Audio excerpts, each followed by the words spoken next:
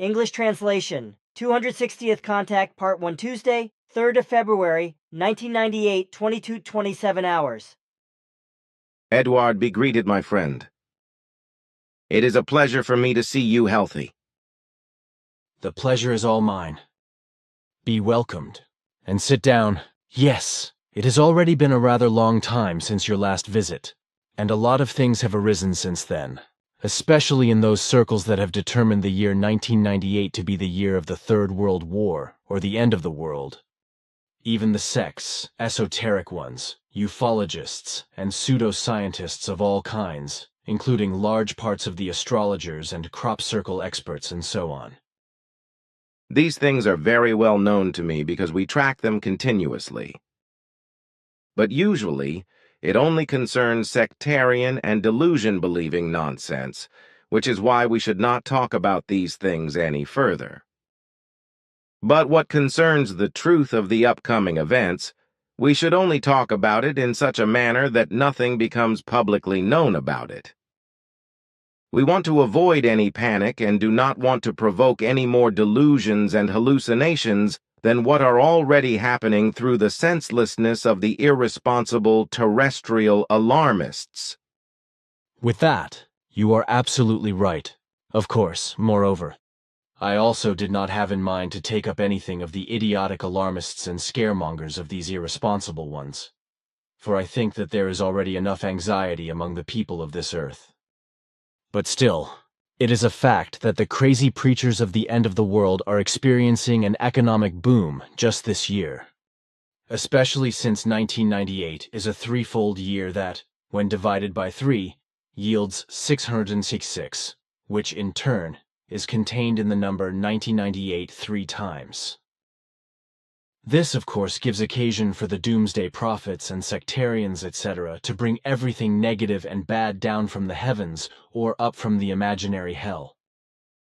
And the fact that the reputed year 2000 stands right before the door, this still contributes a lot to the gloom.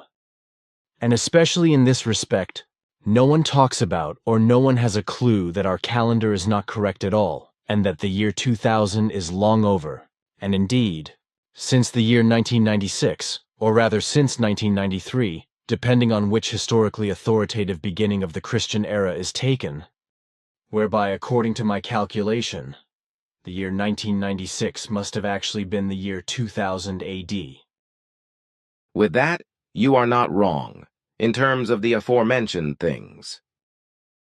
Nevertheless, we really should speak no more of this because, as I assess the situation, you want our conversation to count as official.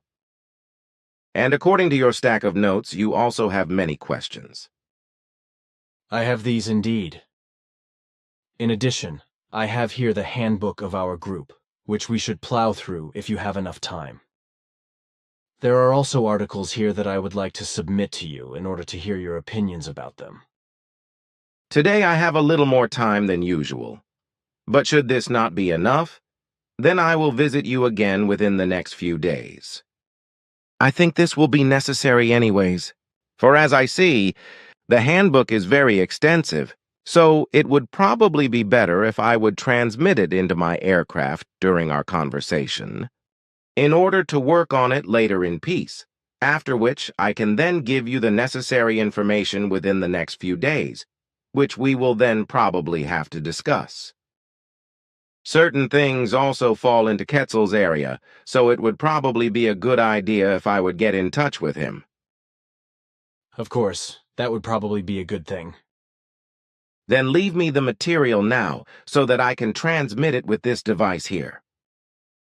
Please, we can still talk about these things, right? Of course. Ask your questions that you have noted. Thanks. Here, Florina. With her last visit from you, has let me focus on the fact that presumably in next October, with the new elections, the Codex shall become null and void, which I naturally submitted to the whole group. However, it probably is not the case that the entire and indeed quite extensive Codex is repealed, right? Unfortunately, Florina could not explain anything more about it because you apparently did not inform her sufficiently. That is correct. For my part, I only explained to her that with the new elections, a determining part of the Codex will become void if the progressive interests of the entire group continue to develop as they have until now. The determining part of the Codex only has reference to the point system, which would have led, at most, to irrevocable negative measures if the highest score had been achieved. All other matters of the Codex remain and cannot be removed. That is to say, cannot be eliminated or even cancelled until the time has come for it, which is shortly forthcoming, however. I thought so. Then right now only the Codex point system is fading away. I also would have been surprised if it had been otherwise. Nevertheless, I first thought of this later, after I had already given the news to the group. But now, a misunderstanding has probably arisen from it, which I must correct at the next group meeting. Okay, then here's another question, but one that was already answered before. Nevertheless, it turns out that HM still largely appears in the UFO news, etc., as well as at UFO congresses, and maintains, together with his wife and others, that he has contact with extraterrestrials and have been on the moon. His remarks are based on untruthful and deceitful claims. He never had contact with any extraterrestrial intelligences. His photographs are based on a fraud that was accomplished with small cardboard models. The answer is clear. Then here, flowers of idiocy. Yes, we already talked about that. The issue has reference to the turn of the millennium and all the esoteric, religious, sectarian, and astrological idiocy, as well as the machinations of the doomsayers, etc. Then I have a question here regarding Aruna. How should we assess the child today, in terms of the capacity for group membership, if this should be raised? In regards to this, unfortunately, there are still no changes to be recognized in such a fashion that would enable such a step. Her behavior has not yet changed so decisively that an undertaking of this kind could be considered.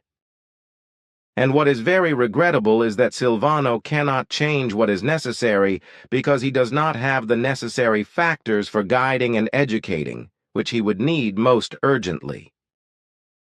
Unfortunately, what else should one say? This evening, someone asked me about a certain Carla Faye Tucker, who murdered 2 people with a pickaxe 12 years ago in Texas, USA, while intoxicated with drugs, and who, sentenced to death, should now be executed even on the 3rd of February, 1998. It seems that the death sentence is in fact enforced today. I find it simply unbelievable how inhumane all those Americans are, who advocate the death penalty or carry it out. We have talked about this many times before, even about the death penalty in America and also in other countries on the earth. You are right with that. Even the advocacy of the death penalty is contemptuous toward life and inhumane.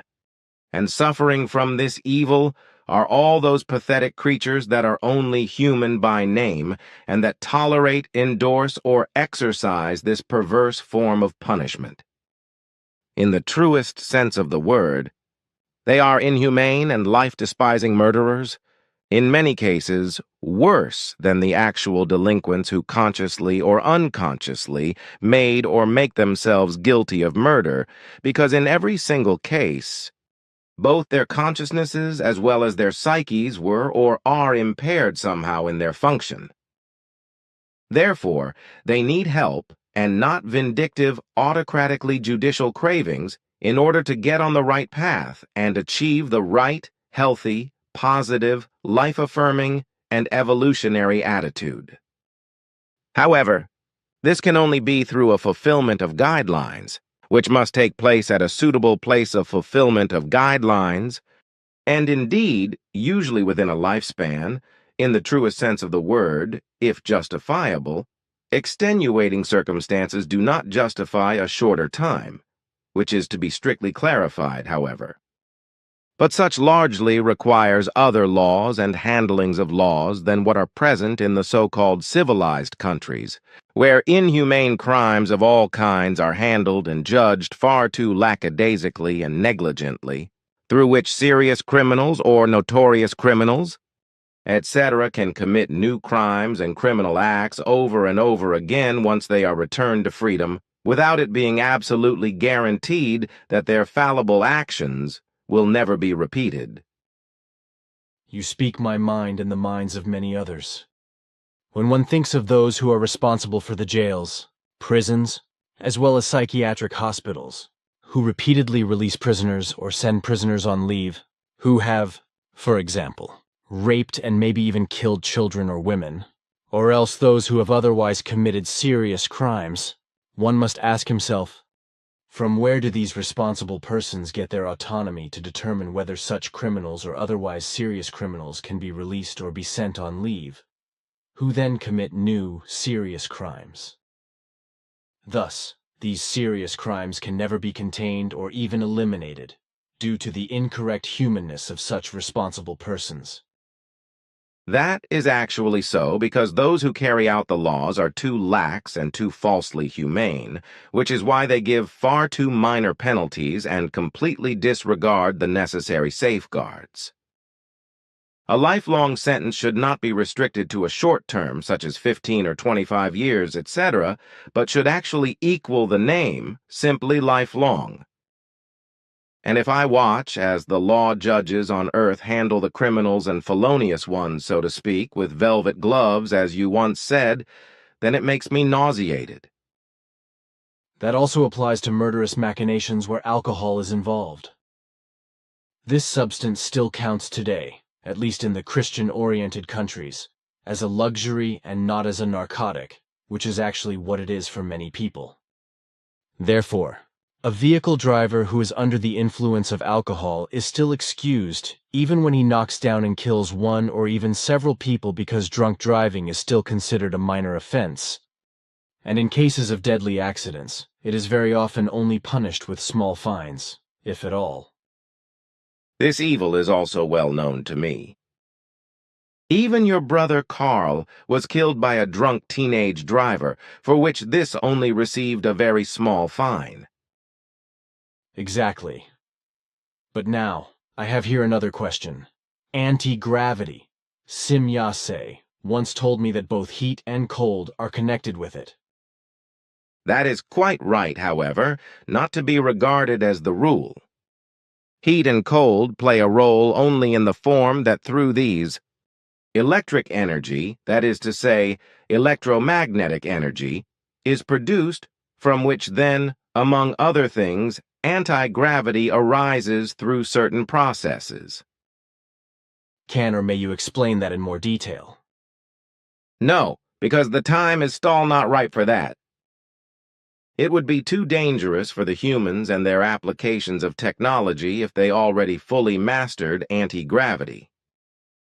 Already, the related research of the Earth humans and their resulting applications of anti-gravity are steered towards them seizing world power for themselves. There are already extensive experiments in this regard, whereby the scientists in the USA can report authoritative successes. Unfortunately, I have to say this, for the Americans are absolutely determined to be seen as the first world power and to seize the supremacy for themselves, whereby they always run the risk of triggering a global crisis that can ultimately end in a world war if they do not order a stop to their megalomania and their greed for power. With this, do you also speak of the matter in the Gulf region, that is to say of Iraq and the dictator Saddam Hussein, who was supposed to be attacked at some time by the USA? That is also part of it. In addition, the triggering of world crises and World War III can also threaten from other nations, which should certainly be said. That is naturally right. For there are many powerful figures on Earth, and they will also be here in the future, who stir up dangers as well as death and destruction for the Earth humans, all other life, and for the planets. It would be foolish to doubt this. But unfortunately, precisely in this regard, it must be mentioned once again, and must be led into the field, that in this connection, the Americans, like in so many things, are simply leaders. One must only think of the HAARP project, through which even worse consequences can appear than what is the case with the effects of the atomic bomb and commercial nuclear use. All the bad and terrible things that arose from this also were not anticipated by the Americans, or were simply denied in some form, which they still do today, and indeed, even with many other things. I have written an article about the HAARP project, which we have published in Bulletin number 13, January 1998, and this article that has already been translated into English will be distributed on the 5th of February, 1998 by Philip McCaney in Brussels at the European Parliament Conference.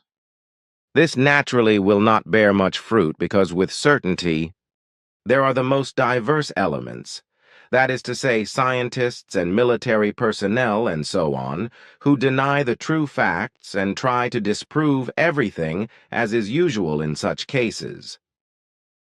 That is certainly anticipated, but still, we want to do something in this matter. But now, it would please me if you could read or at least browse through my article here. Gladly. Thanks. HAARP is the abbreviation for High Frequency Active Auroral Research Program. Behind it hides an American project that could cause a greater catastrophe for humankind than the construction of the atomic bomb. In reality, HAARP is a test facility that can be used to wage a science fiction battle.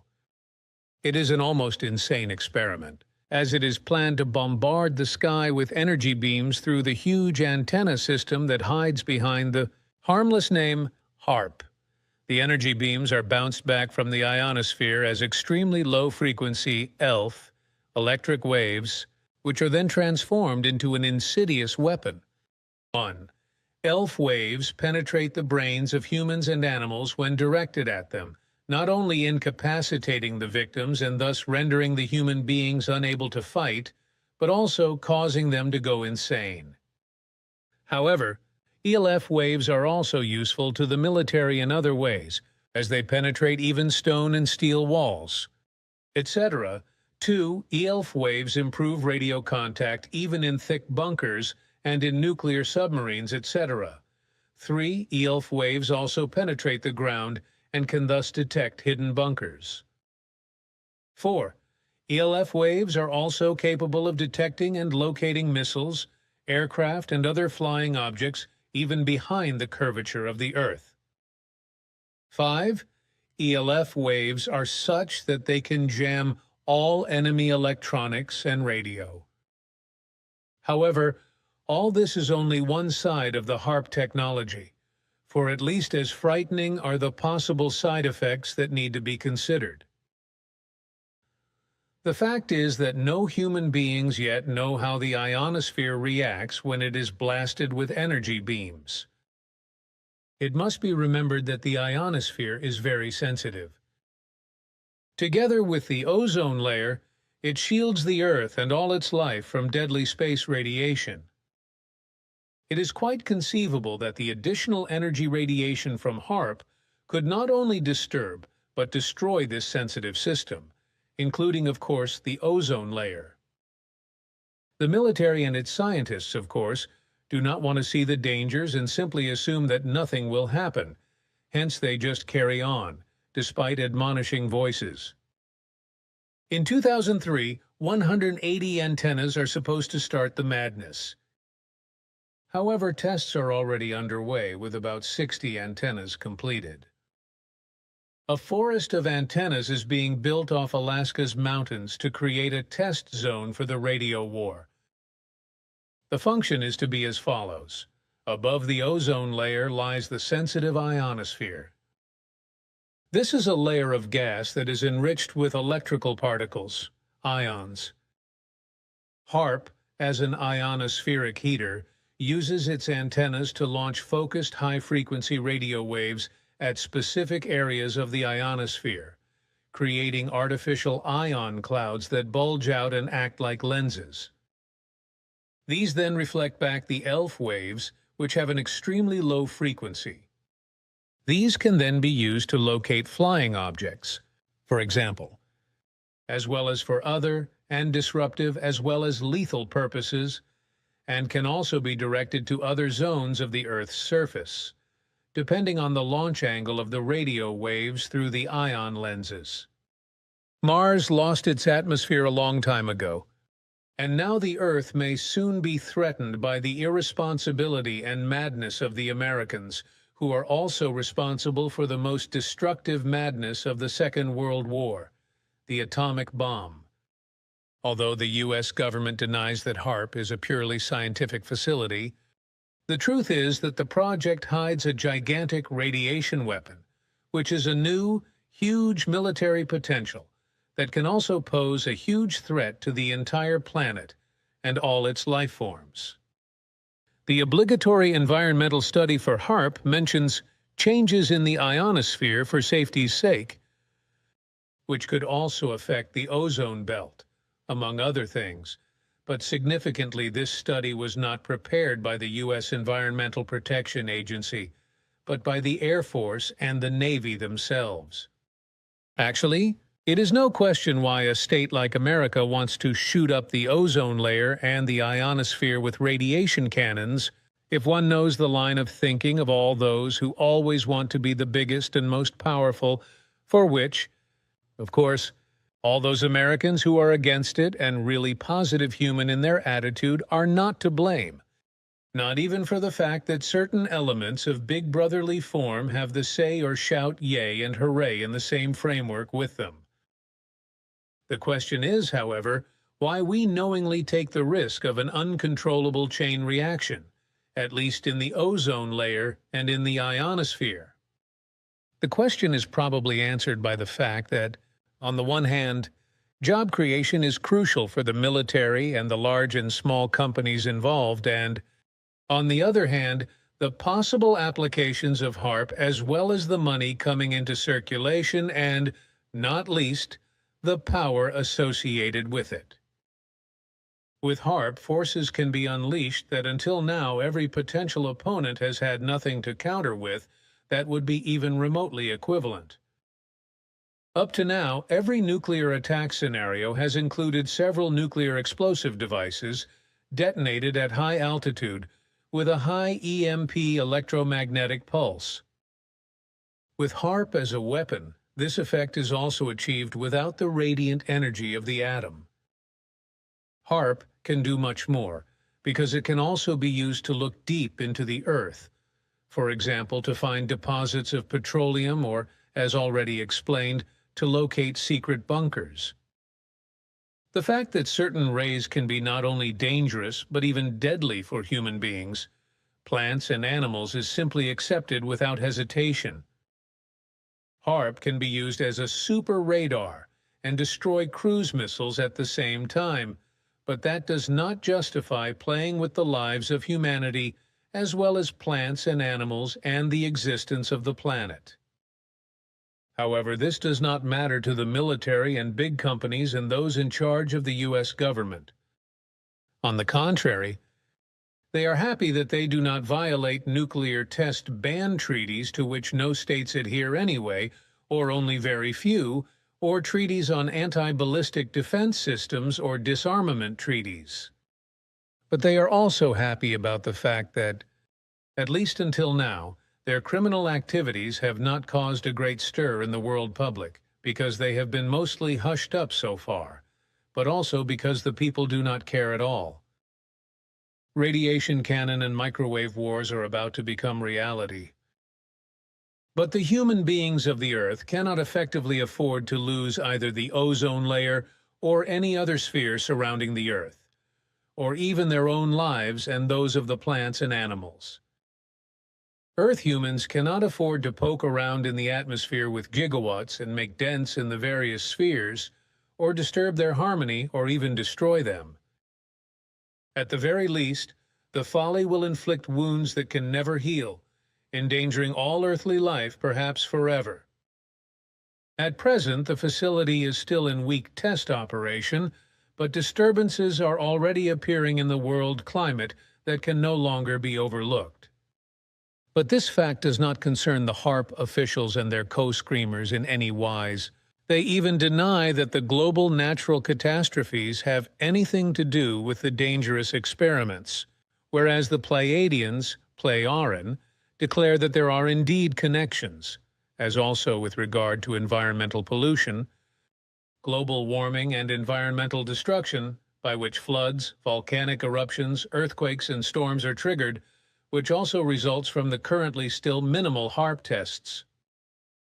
Pilots have been urged for some time to fly widely around the facility, and perhaps in the meantime the facility is already at full power or will be in 1998. Already 1 gigawatt is enough to burn a hole in the ionosphere, but in the end, the power of the plant, that is to say the ray gun, is to be increased to 100 gigawatts. That is 100 billion, 100,000 watts. In fact, the new radiation weapon is affecting and damaging the consciousness of human beings and animals, as well as the entire genetic makeup of all animals and plants and, of course, the human beings, not to mention the fact that the entire highly sensitive energy field of the Earth can be manipulated up to a pole jump. There are many dangerous, destructive, and deadly possibilities that can come to light through ionospheric bombardment. But those in charge are not concerned about this, so the secret weapons program to destroy the ozone layer and heat up the ionosphere is carried out without hesitation. It was in America in 1945 that scientists working on behalf of the U.S. government and the U.S. military detonated the first atomic bomb of modern times. And as they later confessed, they also did not know beforehand what would actually happen and whether a nuclear chain reaction might be caused and possibly burn up the entire Earth's atmosphere or even the planet. And as was the case with the atomic bomb test, the odds are also 50-50 today with HAARP. The experiment is also being carried out today with these odds, as was the case with the bomb detonation in 1945. The worst fears did not come true then, because everything went well once again. But other and equally terrible scenarios arose from the experiment, when new bombs were built and dropped on human living areas, killing hundreds of thousands of people, maiming countless through burns and making many descendants of radioactively contaminated people more monsters than human beings. Moreover, since then, huge areas of the world have been radioactively contaminated and rendered uninhabitable for tens of thousands of years. The contamination was caused by nuclear bomb tests as well as by the commercial use of nuclear bombs. But this is still not enough, because nuclear material used for peaceful purposes has since claimed countless human victims all over the world, namely through contamination or nuclear radiation caused by accidents and recklessness, as well as through crime. And especially in the latter respect, America is once again at the forefront, because those responsible in this state, which is not the only one in this respect, unfortunately, carried out criminal clandestine experiments with radioactive radiation on tens of thousands of innocent human beings and in whole villages and small towns, but also with radioactive medicines, etc., etc.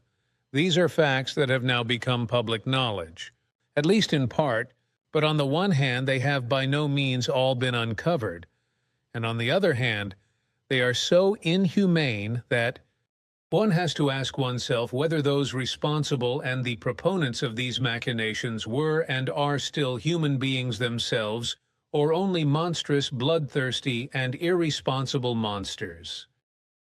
Well, with the atomic bomb, which was and is used for war and commercial purposes, as well as through the other and so-called peaceful use of atomic energy, irreparable damage and endless suffering and misery has been done, and is still being done, all over the earth.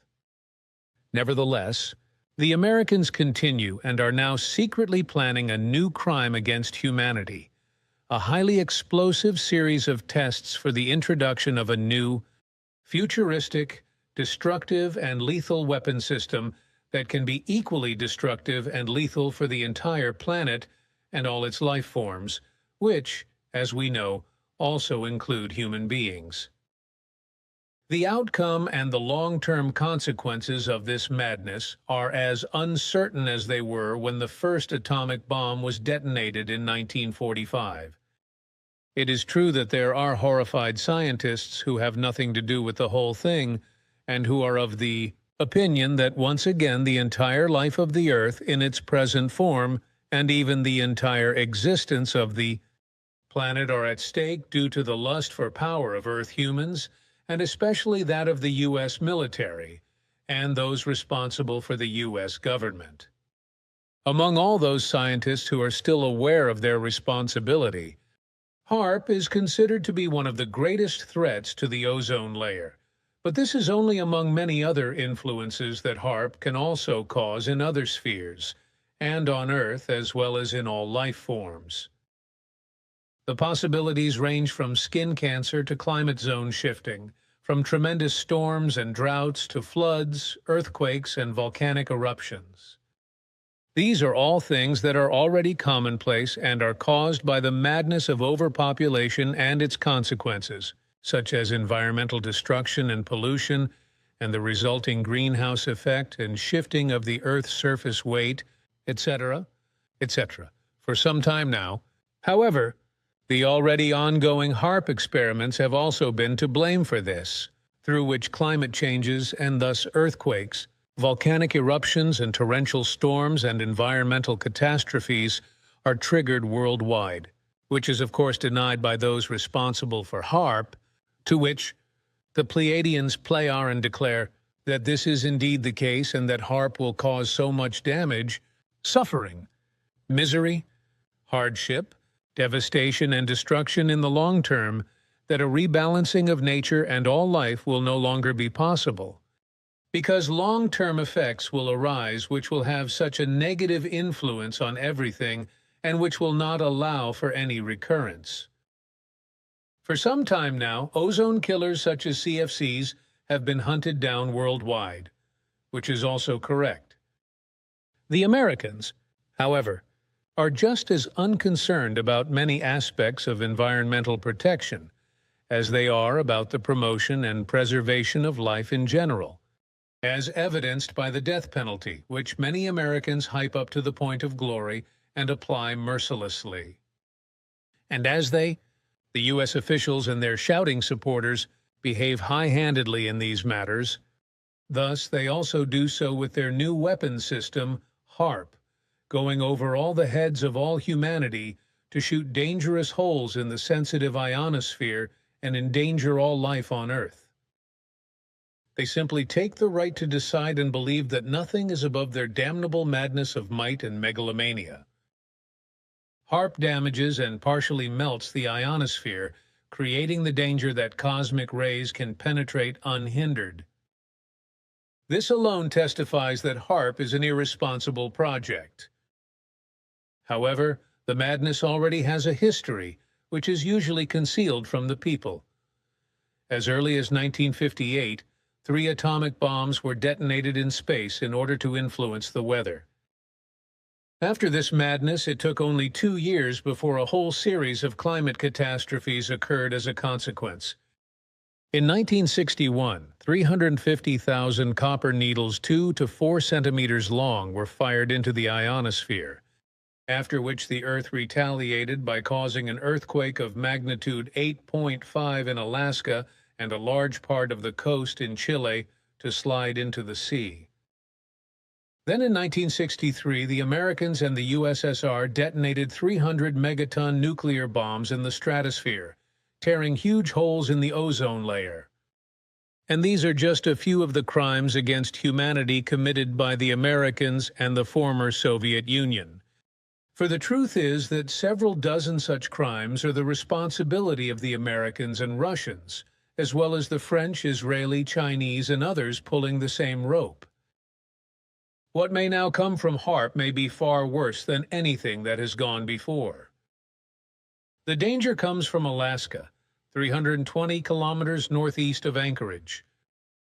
In the solitude there, a 360 mast, 24-meter-high forest of antennas is being built, with which the military want to jettison bundled high-frequency beams into the ionosphere and have been doing so on a test basis for some time, already causing extended climate and weather disasters as well as earthquakes and volcanic eruptions in order to heat up and partially shift the protective belt.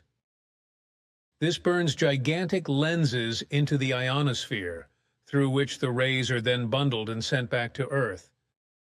The scientific basis for HAARP was created by the irresponsible Tesla student Bernard Eastlund, who patented his work as early as 1985 under the ominous name Method and Apparatus for Altering a Region of the Atmosphere, Ionosphere, and/or Magnetosphere of the Earth.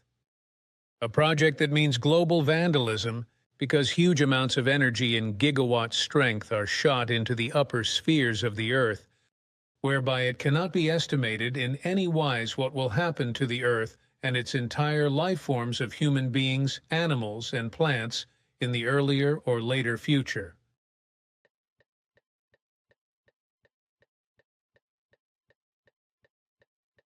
A few years after his invention, Eastlund lost control of his patent due to lack of money, to which he declared that the emerging antenna system in Alaska was a gigantic radiation weapon that could destroy not only all communication networks, but also rockets, aircraft, and satellites, and much more. Wanted or unwanted side effects are, among other things, also climate catastrophes on the whole Earth or on parts of it, as well as the incursion of deadly space radiation in a completely unprotectable form on parts of the Earth to be determined by military and state officials, and so on. I find that what has been stated is good and correct. But as I said, the leaders and supporters of the project will deny everything, or at least a lot, or else they will simply accuse them as being misrepresentations. One must probably count on it, as it is always like that in such cases. But now, I have something else here, namely a report of a certain Parviz Nazem from Iran. You can likewise read the whole thing. My commentary. We also published everything in Bulletin number 13. I wrote this in accordance with the data provided by Florina, whom I interviewed for this report. Here you go. These 2 pages are the product of the whole thing. Thanks. A strange story. The following report, translated from English by Kate Frainer, was sent to us by Parviz Nazem from Iran. Dear Mr. Meier, you received your nickname Billy exactly where the mysterious phenomenon took place. I refer to Tehran, the capital of Iran, where you stayed for some time. In the autumn of 1980, as you well know, a bloody war began between Iran and Iraq that lasted 8 years. In many families on both sides, this war caused great suffering and sorrow due to the loss of beloved persons. To my surprise, nobody said anything about it in the Western world at that time, and also today people keep quiet about it as if we were a bunch of laboratory mice that had to be wasted anyway. In comparison, there are numerous films, literary works, documentaries, and videos about other wars and conflicts that took place in different places. Perhaps if you, as an influential person, do something about my request, then humanity, at least in my and the other survivors' view, has done its duty regarding this war. I'm trying to show that the uncovering of certain secrets and some unknowns about this war is a greater outcome as opposed to the uncovering of the secrets of the alien autopsy film, Santilli Roswell film, Ed, as the former involved a much larger audience and serves more human purposes.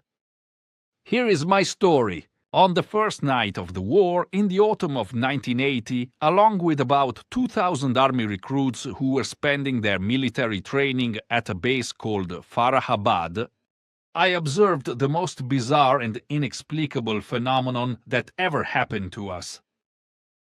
We ate our dinner at about 5 o'clock in the afternoon. The base was on full alert, and recruits were not allowed to leave under any circumstances until further notice.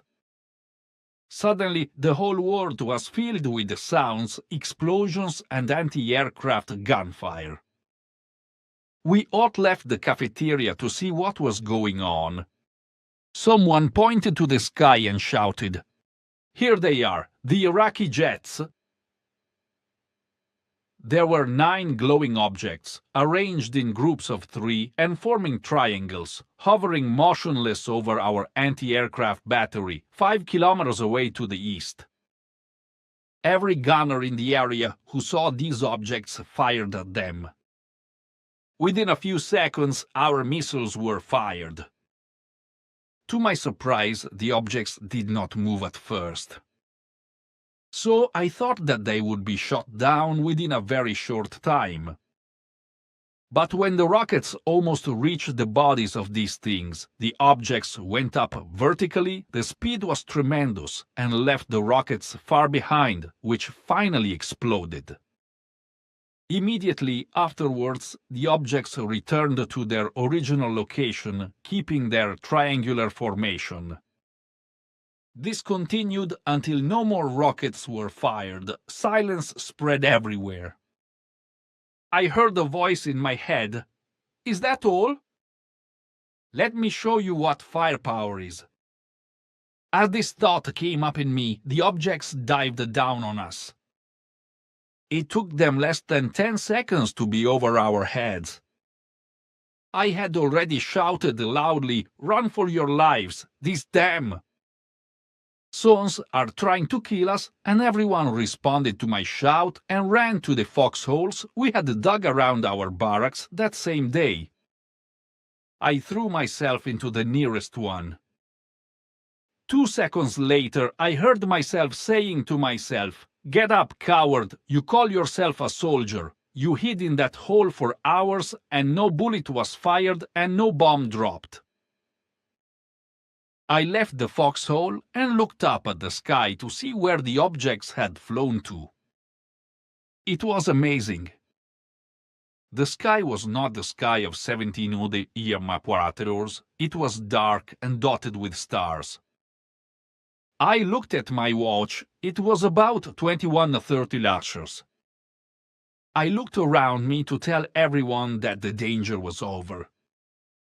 No one was there. All the holes that had been dug in a line were empty. I went away to search the buildings for a sign of my closest friends. The buildings were empty. All in all, I searched 4 barracks on the base. All were unoccupied. There was no one, not even outside them. According to the military orders, we should all have been asleep in our beds. But there were no officers or sergeants in sight to enforce the orders. Feeling tired, I went back to my barracks and fell asleep, only to wake up the next day and see everyone else in their beds. No one made any comment about the previous night. Even my closest friend did not answer my questions about what had happened the previous night and his opinion of the objects. The army then made a statement that these objects were UFOs, and that was the reason why the army, could not catch them, but overall everyone ignored what had happened. I must say that as long as I was on this base, the missile battery did not fire a single missile at anything before or after. In fact, the Iraqi fighters came and bombed Tehran, and they flew right over the same missile battery, but there was no reaction from it. 2 years after the end of the war, it was revealed that if not all, most of Iran's anti-aircraft missiles were mysteriously sabotaged. But maybe it was just what they thought. I had seen some missiles shipped to Japan for repair. A few months after this happened, I was back in the heart of the action, on the battlefront.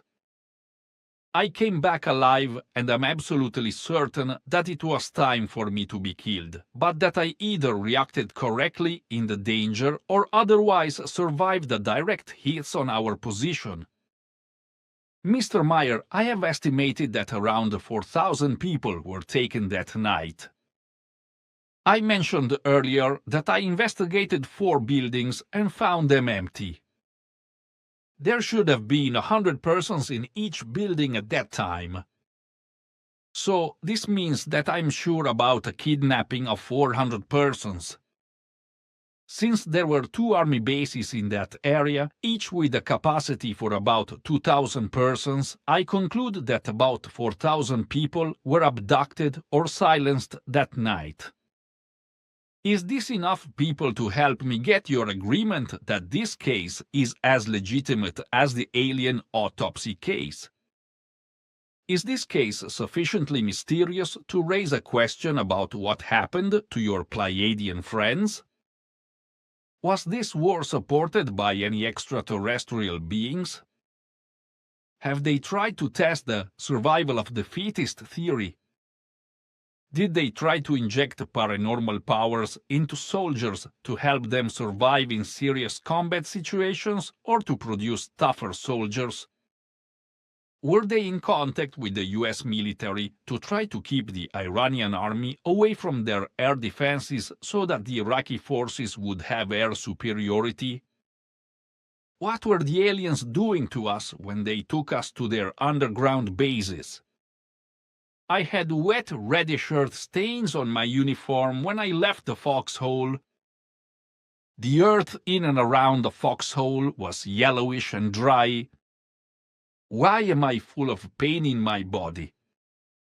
This pain in my body started a few months after my abduction. Can I count on your help, Mr. Meier?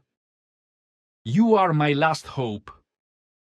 Yours sincerely, Parviz Nazem. Comment: the occurrences of the observed UFOs are not to be disputed, for these have also been reported elsewhere. However, what is to be said about the barrack experience is that it was most likely a psychological shock trauma. This is also the view of the Pleiadians, Pleiaren, who are also not aware of any Iranian soldiers being abducted in the incident. Also, the Pleiadians Pleiaren were not involved in the UFO incident, and there was certainly no intention on the part of the UFO crews to intervene in the war in any way. It should also be said that the psychological shock trauma must obviously have lasted for several hours and caused a so-called real memory, through which something apparently experienced is considered real, as is also the case with a so-called real vision. Billy.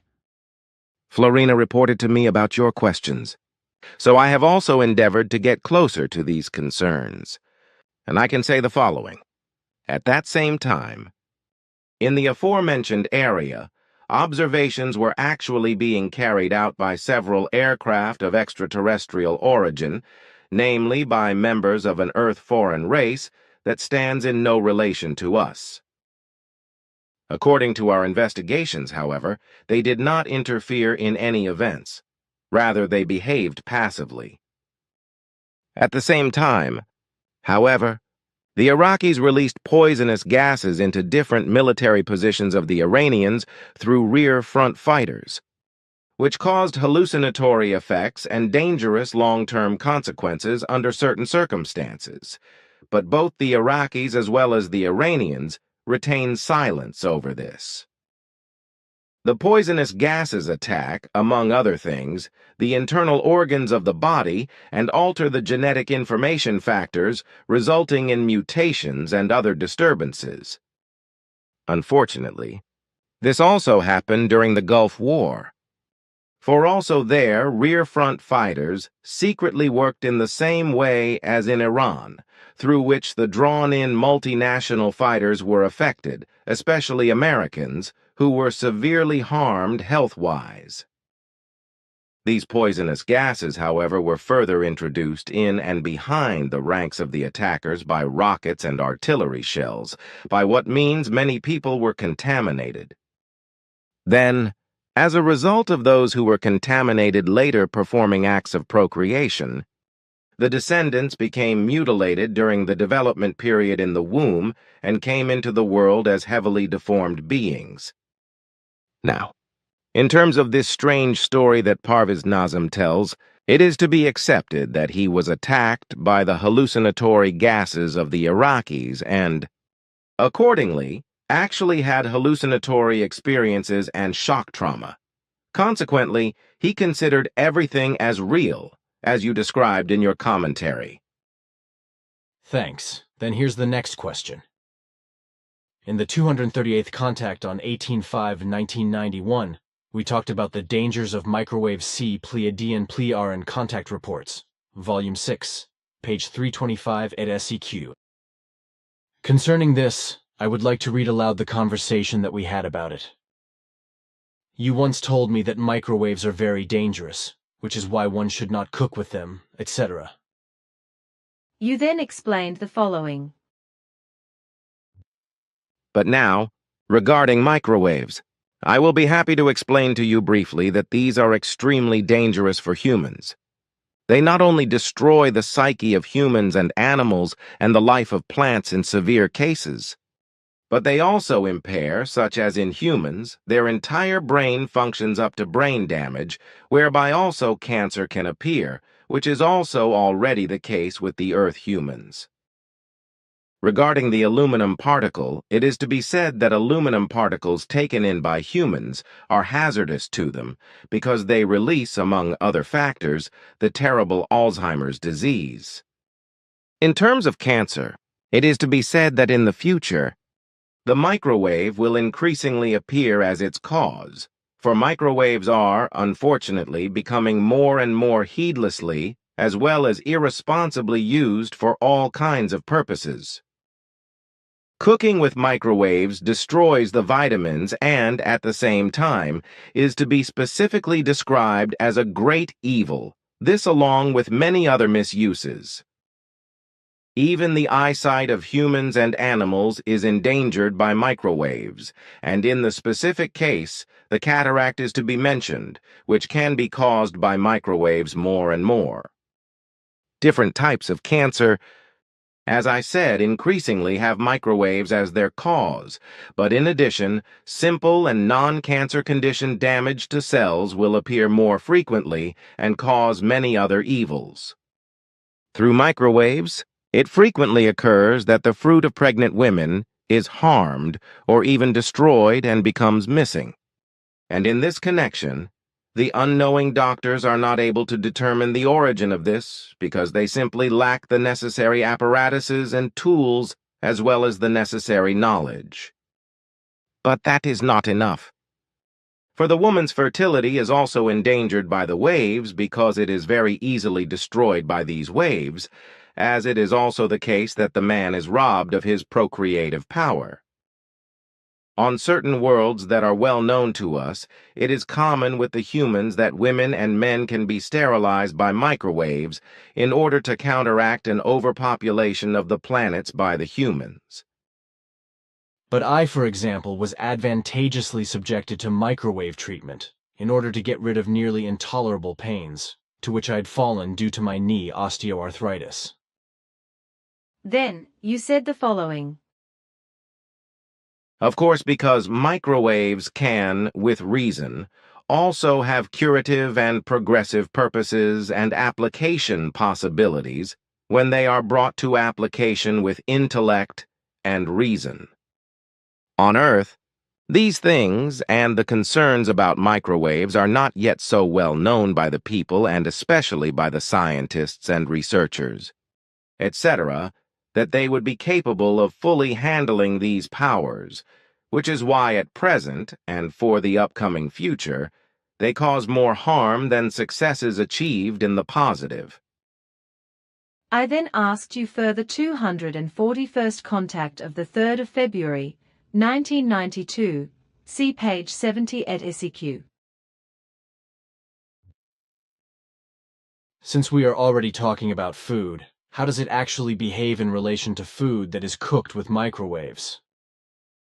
Is there actually a certain danger for the person, apart from the harmfulness of the waves themselves on the human organism, etc.?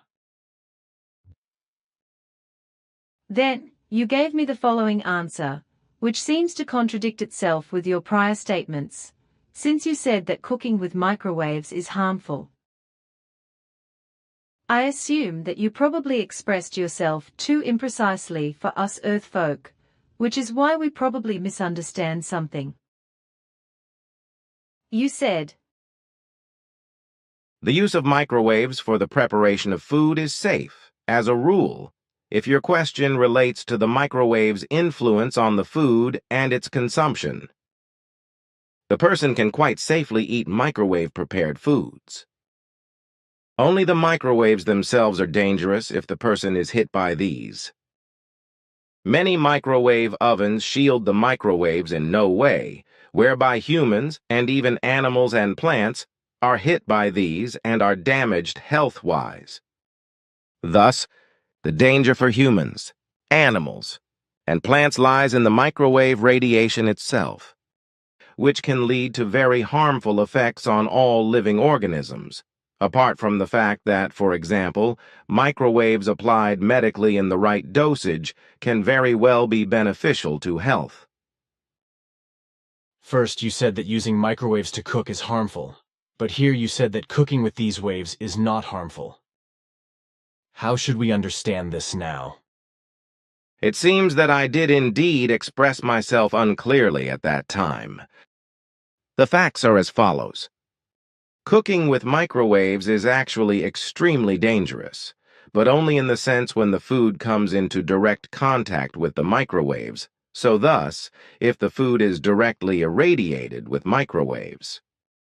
Once this happens, transformation processes, which it also always concerns, take place in the food, through which partially poisonous and hazardous substances emerge, through which humans can be harmed in many different ways, and, in fact, also are harmed, as I must rightly say.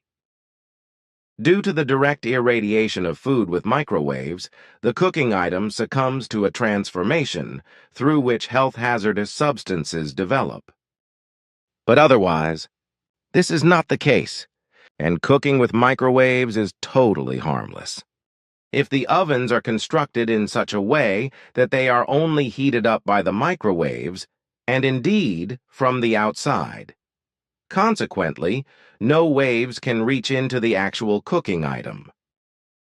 So for this, completely closed cooking containers are necessary, which do not allow microwaves into the interior and into the cooking item. The microwave oven itself must of course also be constructed in such a fashion that no waves can penetrate out of it, so that the surroundings or humans are not encountered by them. And since I am already clarifying these issues, it would be appropriate that this is also done in relation to Alzheimer's disease, so that it is not assumed that microwave radiation is the root cause of this evil. It is certainly true that microwaves are only a small influencing factor in relation to Alzheimer's disease, as this is also the case with aluminum particles. Both are not direct causes or producers of the disease, but merely factors that are contributory, under certain conditions, with the emergence of Alzheimer's disease. With that, the facts should now actually be clear. Thanks. That really should be without misunderstanding. Here, I now have a small article from Blick, dated 27/10/1997, with the title, On Abortion, Fetuses Feel the Pain. London. Do the unborn feel pains during abortions?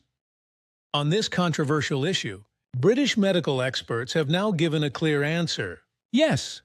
Starting from the 6th month, the Association of British Gynecologists has, for the first time, issued guidelines.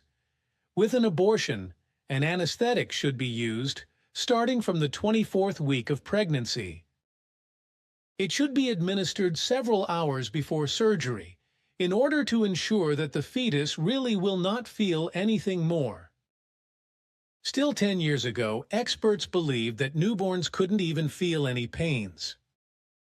According to recent studies, they came to the conclusion that the nervous system is so far developed by the 26th week that the fetus feels pains. This assertion does not correspond to the truth because our medical cognition indicates that a fetus is already so far developed by the 12th week or by the 3rd month that its developing nervous system receives pain impulses. Consequently, the fetus is already sensitive to pain at this age. And what about the beginning heartbeat of a newly conceived human? When does the actual heart function begin? As a doctor of your various medical subjects, so I think you surely also know about this. Of course. The time of the beginning heart activity coincides with the entrance of the spirit of the newly conceived human being, so on the 21st day after conception. For the terrestrial medical scientists, however, this should be yet another fact that they first have to fathom.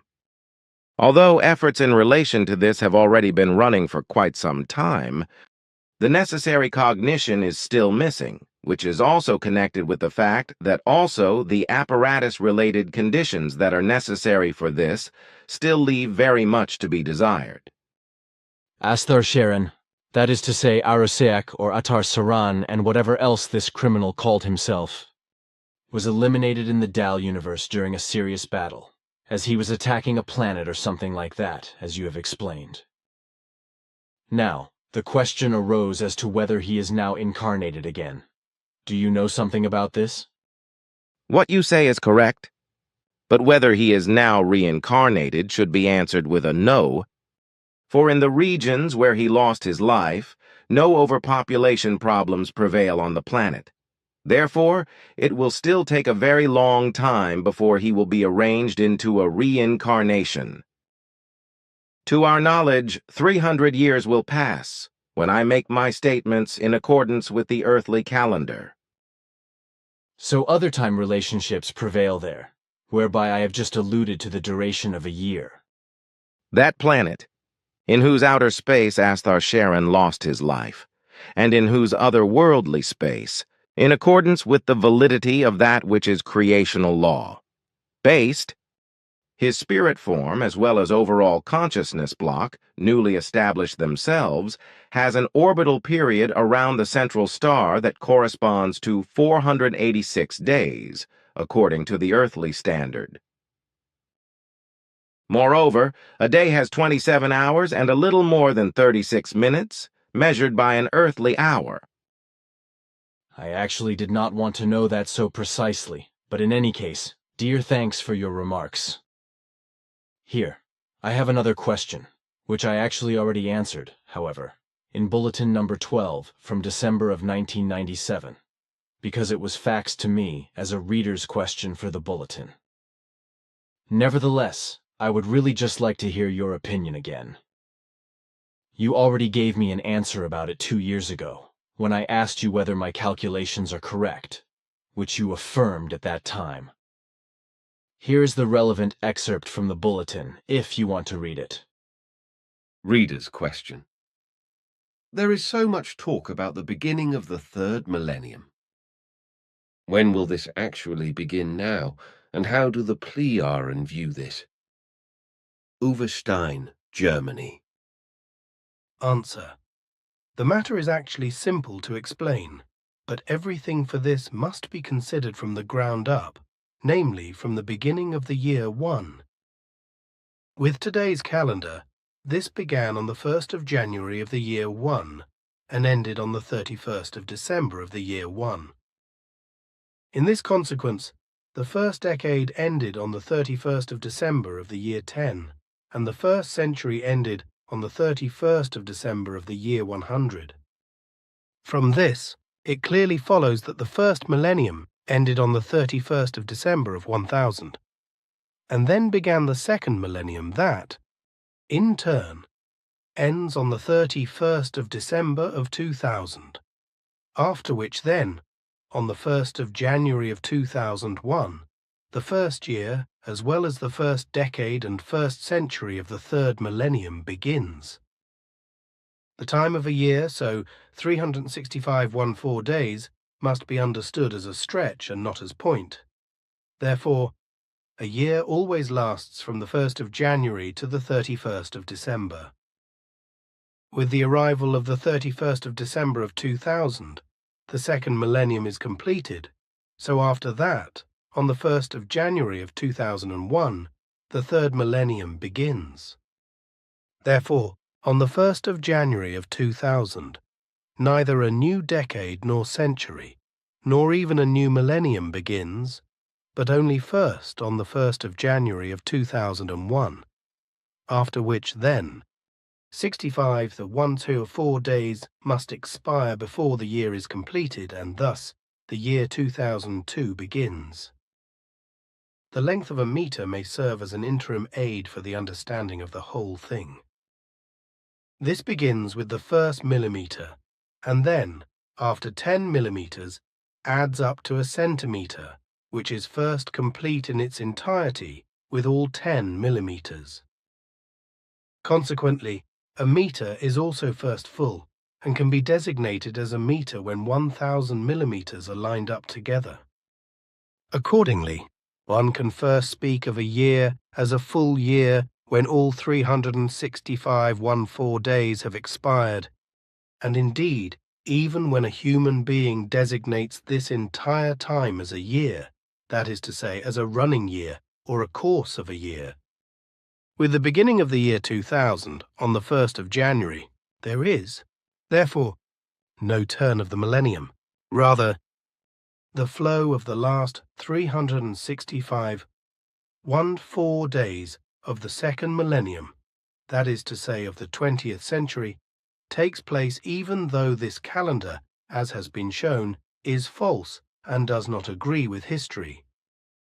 Thus, the event of the turn of the millennium can logically prove to occur only when the 20th century, that is to say the second millennium, has expired on the 31st of December of 2000 and the 1st of January of 2001 begins. The calendars of this form that are represented in the newspapers, as well as the daily countdowns to the alleged beginning of the third millennium, are, therefore, not correct, for another 365 days must be added to the countdowns, as also the Pleiadians Pleiaren explain this, who are much more knowledgeable in terms of calculations and calendars, etc., than the Earth humans, who evidently, at least in certain circles, do not even understand or know how to handle their own calendar. What is still to be said on this subject is that neither the year 2000 nor the effective beginning of the third millennium applies equally to all Earth humans, but rather only to those who orient themselves according to the Christian calendar.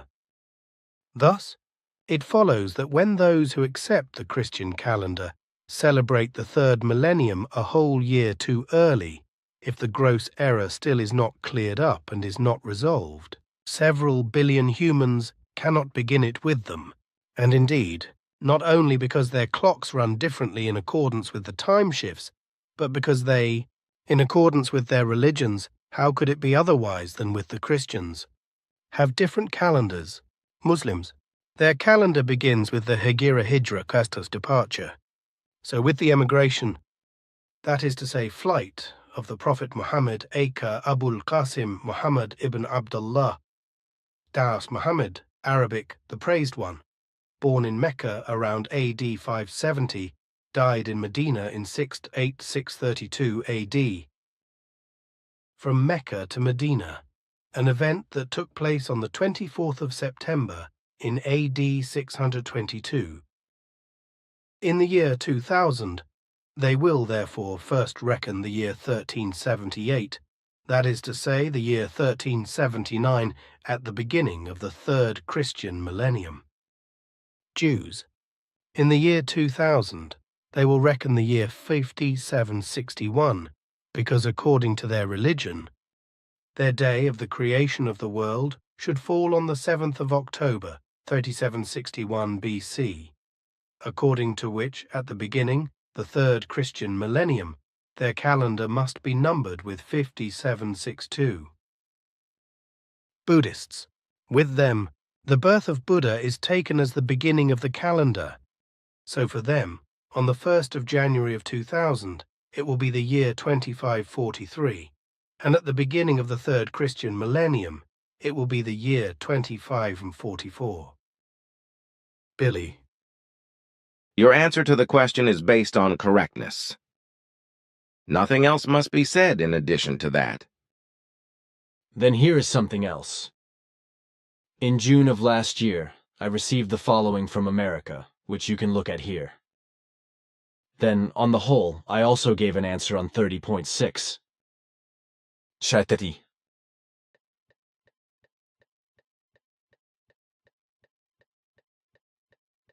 Your letter in reply is absolutely correct, but it would still be of value to deliver from my side the following explanation.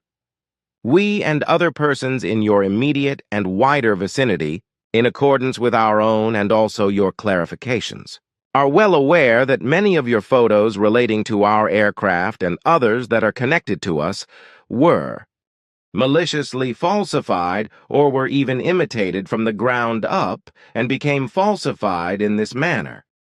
In this regard, not only was that photographer extremely busy, whom you know by the name of Schmid of the Rhine Valley, but also several other people at home and abroad who were jealous and who still are to this very day.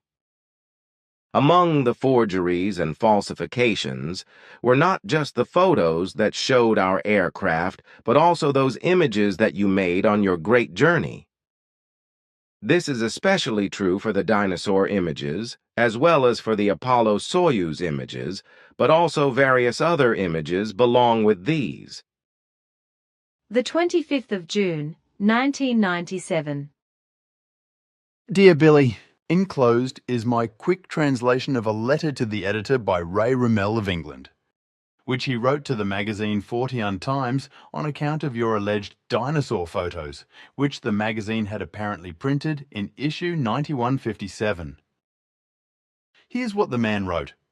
I was fascinated by Billy Meier's dinosaur photograph, FT9157. Actually, it's a pteranodon wings, no teeth, a sort of pterosaur. The image did look very familiar. It bears a spooky similarity to a famous painting by the acclaimed Czech paleo artist Zdeněk Burian and has appeared in many books since the early 1960s. I too have managed to photograph a pterosaur, but did take the trouble to make a model rather than rely on a piece of artwork. Does this mean that Mr. Meier didn't travel to the Mesozoic after all? I think we should be told. Ray Rummel, editor. Model Dinosaur.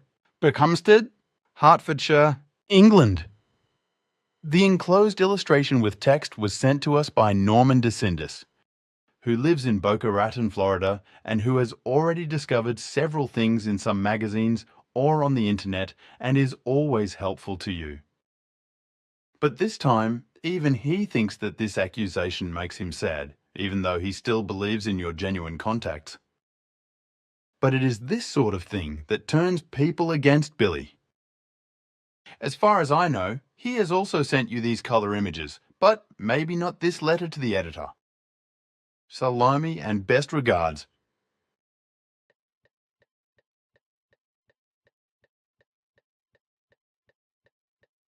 Salome, Heidi and Bob, I have received, with thanks, your letter dated 25th June. The pictures were also included, of course. Indeed, I have already received this once, probably even from the man whom you mention. But to my knowledge, we have not responded to him. Perhaps we should still do this. However, it may also be that it was good as such, and that perhaps you can enlighten the man. The circumstances are as follows. For my part, I can no longer recall exactly how many pictures I made on my great journey, but there were several hundred. Today, all of these pictures are no longer available, also no slides and no negatives or films, because all the material was taken away from me and destroyed by Quetzal. The reason for this was that he was furious because countless of these pictures and slides, as well as films, were falsified in order to discriminate against me. The counterfeits were distributed in many places and even exchanged with my own material, whereby the genuine shots were stolen from me, which were so numerous that replacements of the slides were no longer noticeable to me, especially since I did not look at them constantly. Now, at that time, Sim Ya Say told me that some machinations like this took place, and that, therefore, I should handle the material more carefully, which Quetzal also suggested to me, who even forbade me from continuing to use the pictures and slides. Then, one day, he told me that a large part of my photographs were still being maliciously tampered with, and had been distributed, and that also group members had come into possession of falsified photos and slides because I had given them such, without knowing that these were already fakes, etc. Consequently, Guido has also received such pictures and slides from me.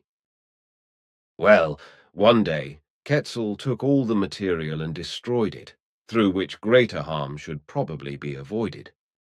Nevertheless, many falsified pictures and slides are still in circulation all over the world, and indeed so numerously, as Quetzal said, that not all of these can be investigated, so everything is simply left as is, which is also true of photos and slides of the ships. Thus, in accordance with these facts, it is very well possible that it concerns a forgery of the right image, which is foisted on me, or had already been maliciously foisted on me by a willful exchange. However, the chest portion of the flying dinosaur, as well as the underside of the beak, appear suspicious to me because these are not consistent with the picture of the artist Zdenek Burian, whereas the wing piece at the bottom of the image appears to be identical. Anyhow, as to whether this is fake or not, on the one hand, there are at least two striking differences. On the other hand, I cannot judge whether the image committed to me is genuine or not, because it has already been too long that I can still remember all pictures, slides, and films, especially because many memories have been erased from my memory and have not been reclaimed after my serious health collapse in November of 1982, when I suffered a severe head trauma and lost large parts of my memory capacity.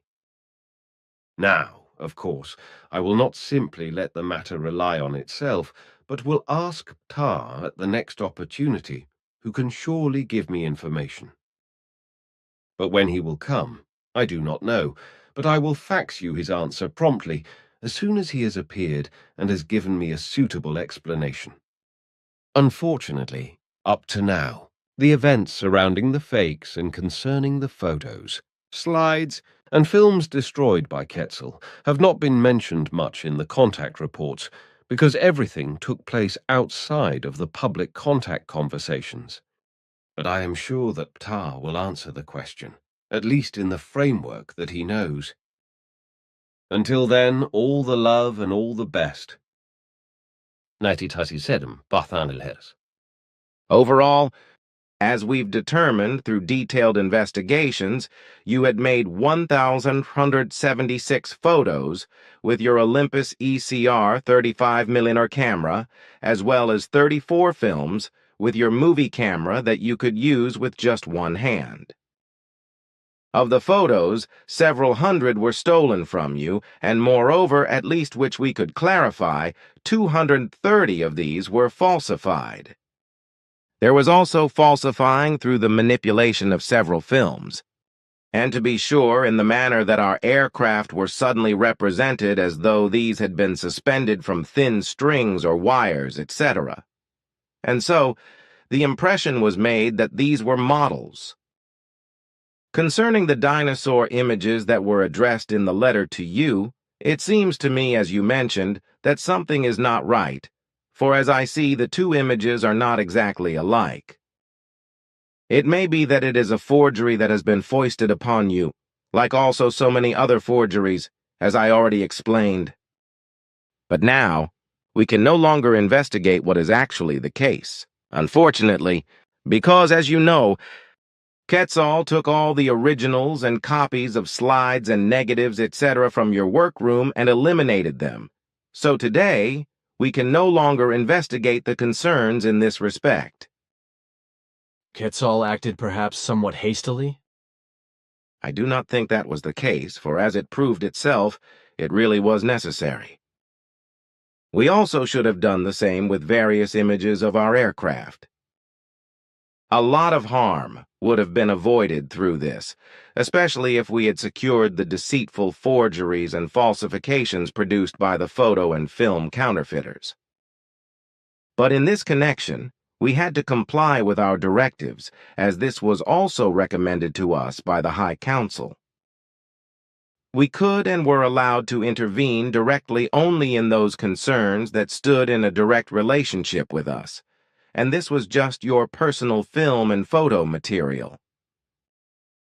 In the esoteric sky, milieu, and in certain adherent circles, a new concept has formed that is called bioresonance.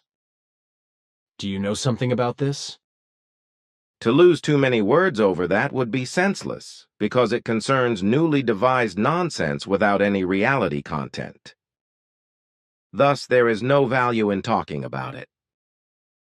Just as well. Then here's the next question. As you know, I knew the village of Schmidruti and the farm Hinter Schmidruti, as well as Sitzberg, Vila, Turbenthal, and actually all of Tostal since my early youth, and indeed, starting from the 3rd year of my life. My mother is indeed a native of Egetsville in Vila. Consequently, I was already often in Tostal with my mother and father during my childhood, when we visited my mother's sister and so on. By the way, at that time, the roads were not paved yet, and the railroad still ran the coal locomotive. Then later, in adulthood, when I already had a family, I returned to Tostal and to Schmidruti and Hinter Schmidruti as a sales representative. And then, when I gave up my job as a night watchman in 1974, which I had received after a construction phase, on that occasion, I became acquainted with Jacobus, and I successfully operated as a healer in Hinwil. And then Mrs. Herzog came to me in 1975 from Root, Switzerland, in order to receive treatment from me. She then told me that she and her husband owned a farm in Tostal, and indeed, Hinter Schmidruti, in Schmidruti. Then, it suddenly fell to me, like scales from the eyes, that yes, Svath and Asket had previously said that I would establish a free community of interests, and would then purchase the farm Hinter Schmidruti with the members, in order to build a center for the mission from that.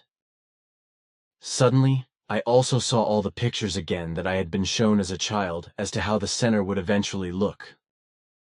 The result was that I then immediately brought into being the free community of interests at Wiehaldenstrasse 10 in Hinwil, after which everything then arose in such a fashion as one predicted to me. Now, the question about this, and indeed a question from our group, did you have your fingers in play with Mrs. Herzog's appearing to me in Hinwil? I mean, did you influence Mrs. Herzog in this regard, and then also later with the purchase price? Sooner or later, this question indeed had to be asked. Yes, we had our fingers in play, as you call it.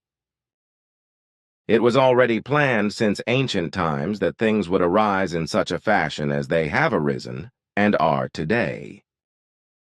However, no compulsions were exercised. Rather, only impulses were sent to the persons concerned, according to which they then acted and according to their own will.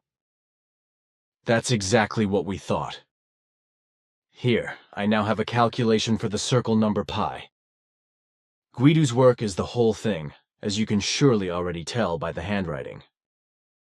The question now is whether the calculations agree and thus are accurate. This calculation is very amazing, but the time is still much too early in order to be allowed to make more detailed and more exact statements about that. We have already feared this answer, but we just wanted to try. Of course I understand, but I really must remain with my statement. If I would go into more detail about that, then I would have to violate our directives, but we will not do such. Then I have another question. And indeed, in reference to Adolf Hitler, about whom Simya Se, your daughter, once said something before. I have here the 36th contact report from Monday the 20th of October, 1975. From this, I will read aloud to you what Simya Se said, to whom the question was asked. At what place had Dolphy been educated, and how did the monitoring of him take place?